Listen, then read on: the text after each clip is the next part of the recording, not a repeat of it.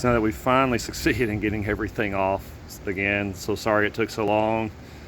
This is, I used to think that the walnut blasting of the valves in my Audi, which is a huge job and one that pays a lot, was the biggest thing I'd ever done, but now I'm gonna call it this. Just the way you gotta go about it when you're hand tools in the garage, it's that tough.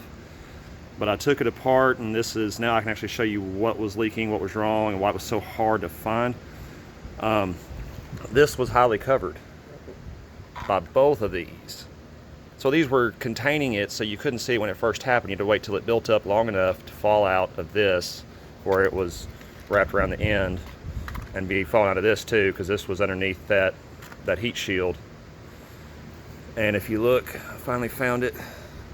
Yeah. Yeah, you can kind of see that. There it is. That little dot where my finger is. The reason that looks wet is that's the actual hole. You can barely, I mean, it's tiny, you can barely see it, but that was how I finally found it. I cleaned it off and it gets wet again. So if you wipe it off,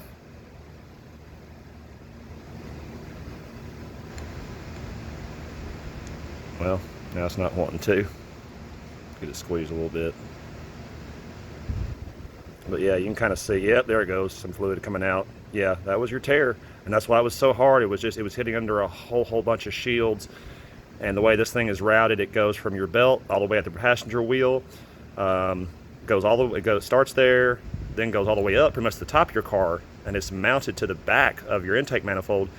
Then again, all the way back down to your rack and pinion, and then finally bolts to your rack and pinion on pretty much the driver's side.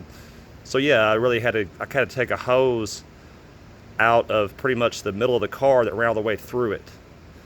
And man, that is so hard when you're not on an actual lift, when you're working with jack stands and everything else. And also, it didn't help that this guy was seized. In fact, that's another reason why it's taking so much time, because if you do tear this up, then you're screwed. Then I would be leaving you in a worse place where you got to get it towed off. Professionals got to fix it, because it's virtually impossible to get one of these off if you tear it up. It was so seized, my tool was starting to tear it up, and I couldn't let that happen.